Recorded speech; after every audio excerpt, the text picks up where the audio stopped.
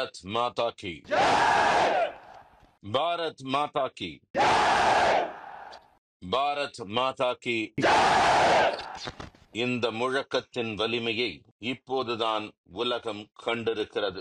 பாரத் மாதா கி ஜெய் என்பது வெறும் முழக்கம் மட்டுமல்ல, தன் உயிரையும் தியாகம் செய்து நம் பாரத அன்னையின் கௌரவத்தை பாதுகாக்கும் நம் தேசத்தின் ஒவ்வொரு படை வீரரின் சபதமாகும்.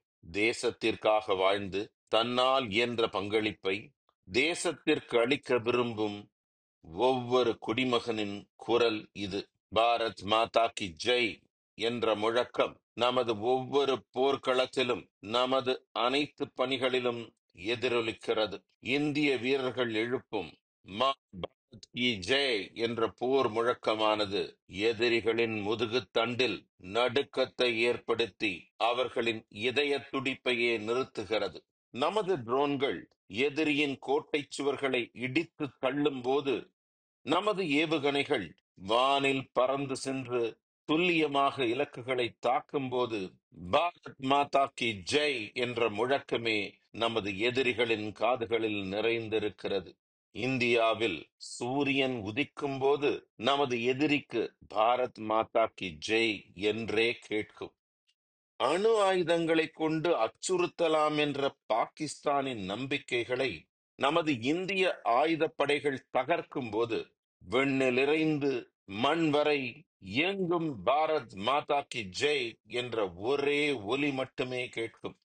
நண்பர்களே, நீங்கள் உண்மையிலேயே 140 கோடி இந்தியர்களின் இதயங்களை பெருமையால் நிரப்பிவிட்டீர்கள்.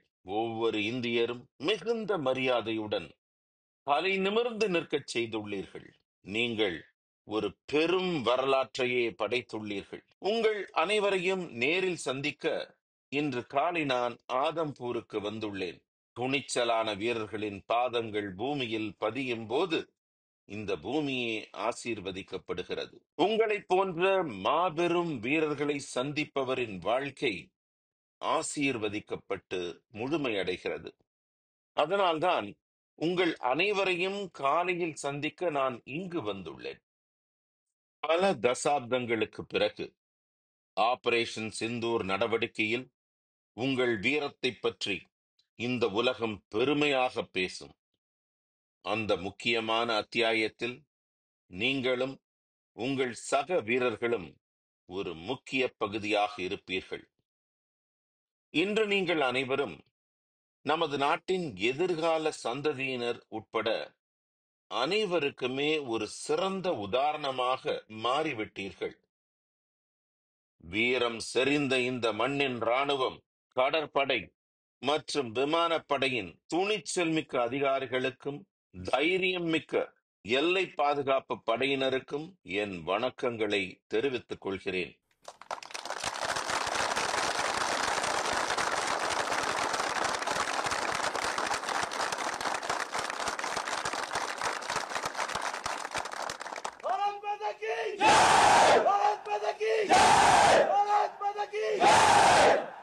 உங்கள் வீரத்தை பிரதிபலிக்கும் விதமாக நாடு முழுவதும் ஆபரேஷன் சிந்தூரின் பெயர் எதிரொலிக்கின்றன.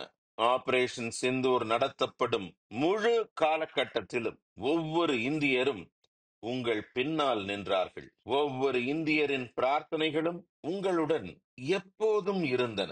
இன்று தங்களது குடும்பத்தின் சார்பாக ஒவ்வொரு குடிமகனும் ஒவ்வொரு ராணுவ வீரருக்கும் நன்றி கடன் பட்டிருக்கிறார்கள்.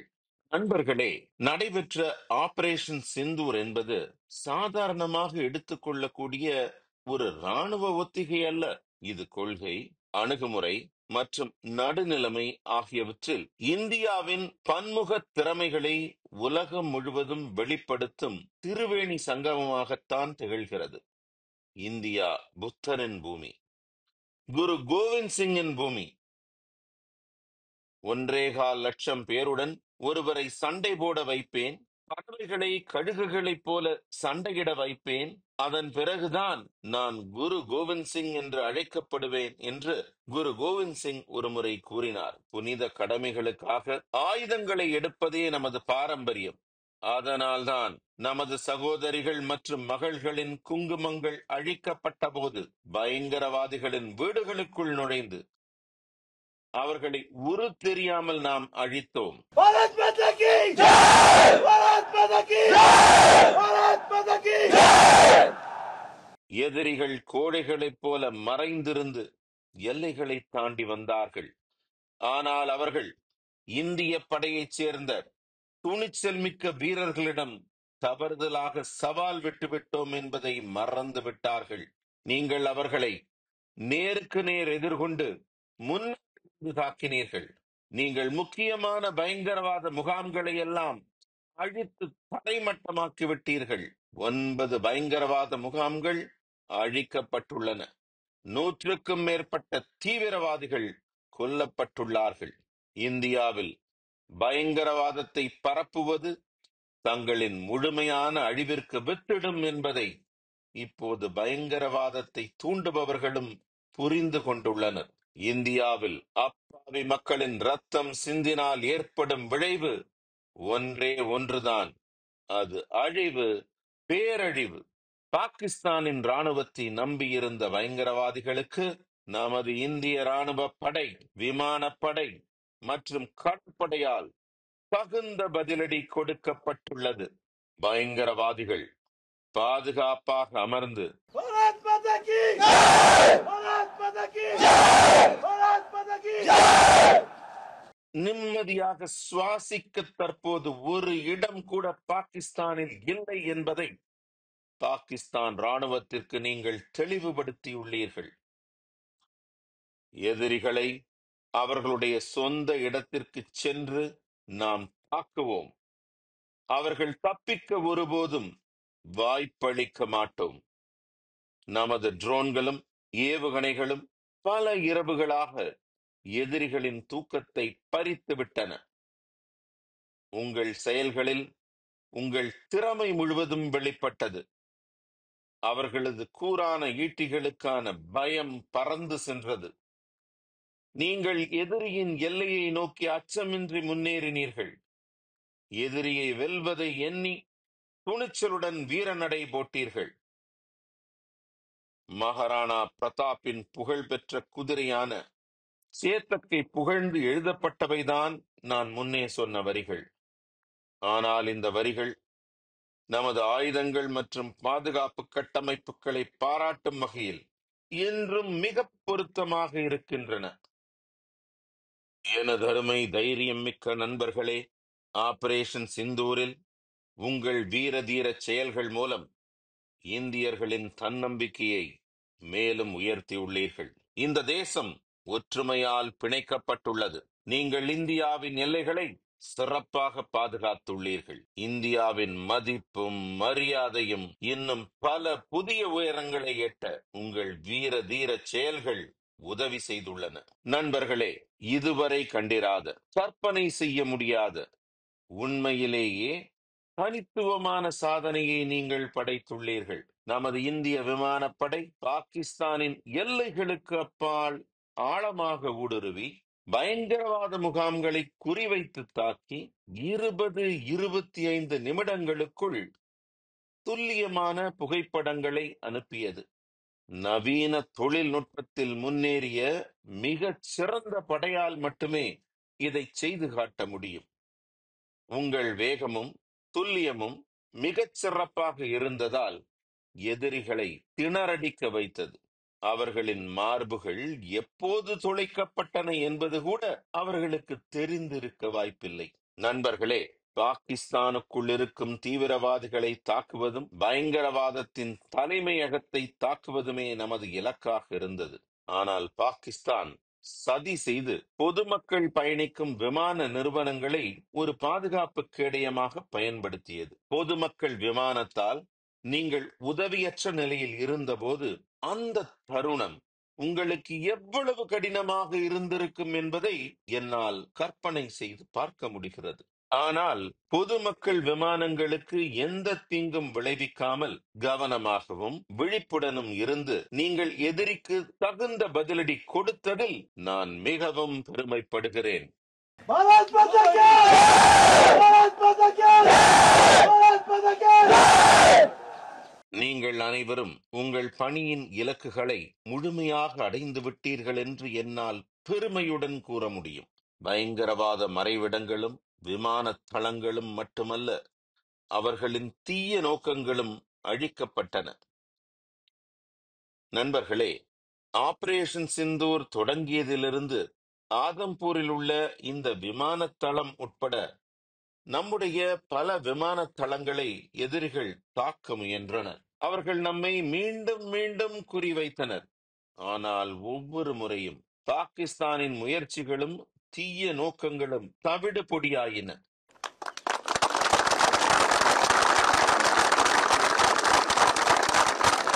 பாகிஸ்தானின் ட்ரோன்கள், ஆளில்லாத விமானங்கள் மற்றும் ஏவுகணைகள் என அனைத்தும் நமது வலுவான வான் பாதுகாப்பு கட்டமைப்பால் அழிக்கப்பட்டுள்ளன. இந்திய விமானப்படை தளத்தின் தளபதிகளுக்கும் விமானப்படை வீரர்களுக்கும் என் மனமார்ந்த வாழ்த்துக்களை தெரிவித்துக் கொள்கிறேன். நீங்கள் உண்மையிலேயே அற்புதமாக செயல்பட்டிருக்கிறீர்கள். நண்பர்களே, பயங்கரவாதத்திற்கு எதிரான போராட்டத்தின் லக்ஷ்மண ரேகை, அதாவது பாதுகாப்பு எல்லை, இப்போது மிகவும் தெளிவாக உள்ளது. இந்தியாவில் மீண்டும் பயங்கரவாத தாக்குதல் நடந்தால் இந்தியா மிகவும் உறுதியான தக்க பதிலடியை கொடுக்கும். இதை நாம் ஏற்கனவே நமது சர்ஜிக்கல் ஸ்ட்ரைக்கின் போது பார்த்திருக்கிறோம். வான்வழி தாக்குதலின் போது அனுபவித்திருக்கிறோம். இப்போது ஆபரேஷன் சிந்தூர் ஒரு புது இயல்பு நிலையாக கருதப்படுகிறது. நான் நேற்றே சொன்னது போல இந்தியா இப்போது 3 கொள்கைகளை முடிவு செய்துள்ளது. முதலாவது, பாரதத்தில் இனி ஒரு பயங்கரவாத தாக்குதல் நடந்தால் நாம் நமது வழியில், நமது விதிமுறைகளின்படி, நமக்கு உகந்த நேரத்தில் தக்க பதிலடி கொடுப்போம். இரண்டாவது, பாரதம் எந்த அணு ஆயுத மிரட்டலுக்கும் சகித்துக் கொண்டு அடிபணியாது. மூன்றாவது, பயங்கரவாதத்தை ஆதரிக்கும் அரசாங்கங்களும் பயங்கரவாதத்தை பின்னால் இருந்து ஊக்குவிப்பவர்களும் எங்களுக்கு ஒன்றுதான். இதில் எந்த வேறுபாட்டையும் காட்ட மாட்டோம். இந்த விஷயத்தில் இந்தியாவின் புதிய நிலைப்பாட்டையும் உறுதியையும் உலகம் ஏற்றுக்கொண்டு வருகிறது. भारत माता की भारत माता की நண்பர்களே, ஆபரேஷன் சிந்தூரின் ஒவ்வொரு தருணமும் இந்திய ஆயுதப்படையின் திறன்களை பறைசாற்றுகிறது. ஆபரேஷன் சிந்தூரின் போது வெளிப்பட்ட முப்படைகளின் மிகச்சிறந்த ஒருங்கிணைப்பை நான் பாராட்டுகிறேன். அது உண்மையிலேயே அற்புதமாக இருந்தது.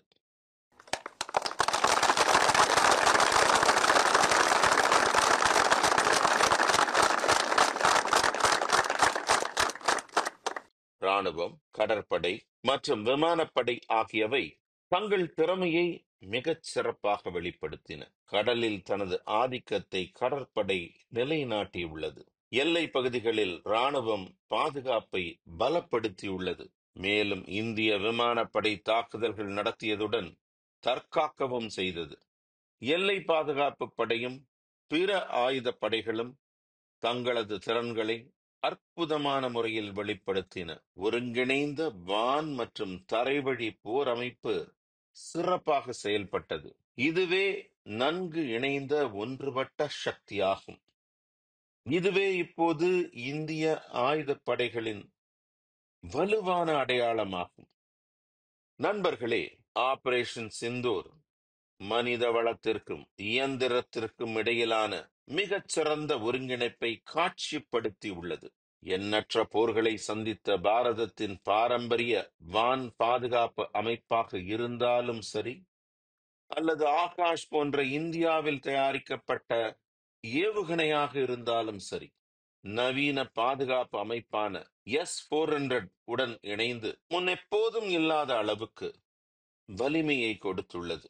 வலுவான கவசத்துடன் கூடிய பாதுகாப்பு கட்டமைப்பு இப்போது இந்தியாவின் புதிய அடையாளமாகும். பாகிஸ்தான் தொடர்ந்து முயற்சித்த போதும் நமது விமானப்படை தளங்களும் பாதுகாப்பு அமைப்புகளும் சேதமடையாமல் இருந்தன.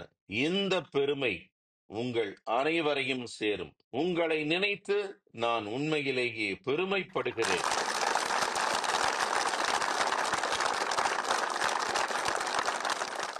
எல்லைகளில் நிறுத்தப்பட்டுள்ள ஒவ்வொரு வீரருக்கும் இந்த பெருமை சேரும். ஆபரேஷன் சிந்தூருடன் தொடர்புடைய ஒவ்வொரு நபருக்கும் இந்த பெருமை சேரும். நண்பர்களே, இன்று நம்மிடம் உள்ள புதிய அதிநவீன தொழில்நுட்ப வலிமையை பாகிஸ்தானால் எதிர்கொள்ள முடியாது. கடந்த 10 ஆண்டுகளில் நமது விமானப்படை உட்பட நமது ஆயுதப்படைக்கு மிகச் சிறந்த தொழில்நுட்பம் வழங்கப்பட்டுள்ளது. இவ்வளவு சிறந்த தொழில்நுட்பங்கள் கையில் இருப்பினும் நம் முன் இருக்கும் சவால்கள் அதற்கு சமமாக பெரிதளவில் உள்ளன. இந்த சிக்கலான மற்றும் அதிநவீன அமைப்புகளை இயக்குவதும் அவற்றை சரியாக பராமரிப்பதும் கூட ஒரு குறிப்பிடத்தக்க திறமையாகும். தொழில்நுட்பம் மற்றும் தந்திரங்களின் ஒருங்கிணைப்பை நீங்கள் தெளிவாக வெளிப்படுத்தியுள்ளீர்கள். இந்த செயல்பாட்டில் நீங்கள் சிறந்தவர்கள் என்பதை நிரூபித்துள்ளீர்கள். ஆயுத அமைப்புகளுடன் தரவு மற்றும் ட்ரோன்களிலும் இந்திய விமானப்படை நிபுணத்துவம் பெற்றுள்ளது.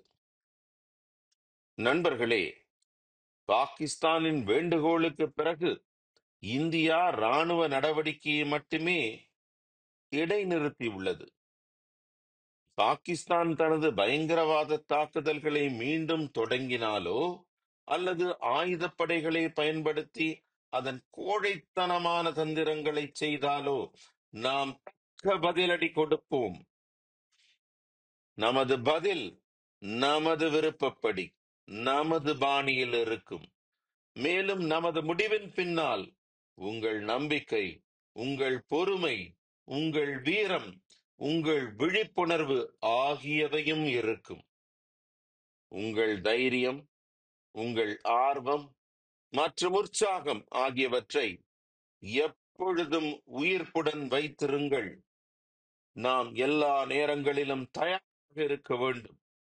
இது புதிய பாரதம் என்பதை நமது எதிரிகளுக்கு நினைவூட்டிக் கொண்டே இருக்க வேண்டும். புதிய இந்தியா அமைதியை விரும்புகிறது. ஆனால் மனிதகுலம் தாக்குதலுக்கு உள்ளானால் இது புதிய பாரதம் என்பதை நம் எதிரிகளுக்கு நினைவூட்டிக் கொண்டே இருக்க வேண்டும். புதிய இந்தியா அமைதியை விரும்புகிறது. ஆனால் மனிதகுலம் தாக்குதலுக்கு உள்ளானால் புதிய இந்தியாவும் போர்க்களத்தில் நுழைந்து எதிரிகளை வீழ்த்தும். இதே உறுதிப்பாட்டுடன் முன்வந்து என்னுடன் சேர்ந்து கூறுங்கள், பாரத் மாதா கி, பாரத் மாதா கி, பாரத் மாதா கி. வந்தே வந்தே வந்தே வந்தே வந்தே வந்தே வந்தே வந்தே. மிக்க நன்றி.